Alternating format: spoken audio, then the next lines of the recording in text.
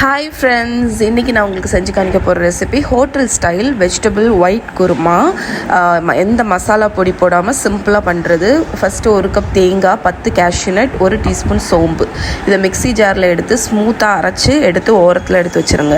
ஒரு ப்ரெஷர் குக்கரில் 1 table spoon தேங்காய் எண்ணெய், அதில் சோம்பு, பட்டை, ஏலக்காய், கிராம்பு, அந்த மசாலா பொருள்லாம் போட்டு தாளிச்சிட்டு ஒரு வெங்காயம், பெரிய சைஸ் வெங்காயத்தை கட் பண்ணதையும் போட்டுட்டு ஒரு 3-4 பச்சை மிளகா. இந்த கறிக்கு பச்சை மிளகா தான் காரம், அதனால் அதுக்கு தக்கன அட்ஜஸ்ட் பண்ணி போடுங்க. 1 டேபிள் ஸ்பூன் இஞ்சி பூண்டு பேஸ்ட்டு சேர்த்து ஒரு 2 நிமிஷம் வதக்கிட்டு ஒரு தக்காளியும் சேர்த்து நல்லா வதக்கி விட்டுருங்க.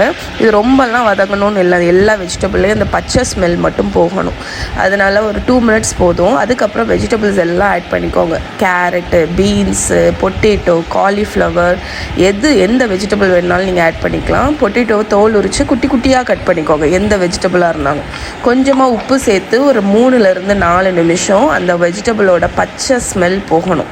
அது வரைக்கும் நல்லா மிக்ஸ் பண்ணிடுங்க. அந்த பச்சை வாடை போகணும், அவ்வளோதான் தேவை. அது ஒரு 3 மினிட்ஸ் ஆகும். ஸோ இவ்வளோ தூரம் மிக்ஸ் ஆனதுக்கப்புறமாட்டு நீங்கள் தேவையான அளவு தண்ணி ஊற்றிக்கணும். அதுக்கு முன்னாடி நான் கொஞ்சம் பச்சை பட்டாணியும் ஆட் பண்ணேன். பச்சை பட்டாணி நான் யூஸ் பண்ணது வந்து ஃப்ரோசன், அதனால தான் நான் கடைசி ஆட் பண்ணேன். நீங்கள் வந்து இந்த ப்ரெஷர் குக் பண்ணதுக்கு அப்புறம் கூட நீங்கள் வந்து பச்சை பட்டாணி ஃப்ரோசன்னா ஆட் பண்ணிக்கலாம். உங்களுக்கு அது நல்ல பச்சை பச்சைன்னு இருக்கும். நான் மொத்தமாக போட்டுட்டேன். தண்ணி ஊற்றி மூடி போட்டு 2-3 விசில் விட்டுருங்க. விசில் அடங்கினதுக்கப்புறம் ப்ரெஷர் குக்கரை ஓப்பன் பண்ணி நல்லா மிக்ஸ் பண்ணி விட்டுருங்க. நம்ம வெஜிடபிள்ஸ் எல்லாமே நல்லா வெந்திருக்கும். இந்த டைமில் நம்ம அரைச்சி வச்சுருக்கிற தேங்காய் விழுதையும் போட்டு நல்லா மிக்ஸ் பண்ணிவிட்டு ஒரு 2-3 மினிட்ஸ் கொதிக்க விடுங்க. கொதிக்க விட்டுட்டு உப்பு சரியாக இருக்கான்னு டேஸ்ட் பார்த்துக்கோங்க. கொஞ்சம் தண்ணி வேணும்னா தண்ணி அட்ஜஸ்ட் பண்ணிக்கோங்க, எவ்வளோ தண்ணி வேணுமோ. அதுக்கப்புறமேட்டு தேங்காய் போட்டதுக்கப்புறம் ஒன்று நீங்கள் ரொம்ப நேரம் கொதிக்க விடக்கூடாது.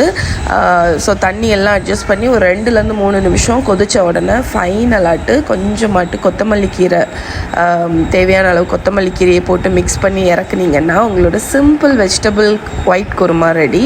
ஸோ இது வந்து சப்பாத்திக்கு ரொம்ப நல்லாயிருக்கும். கண்டிப்பாக ட்ரை பண்ணி பாருங்கள். லிட்ரலி ஒரு 15 மினிட்ஸில் நீங்கள் குக் பண்ணிடலாம். ஓகே.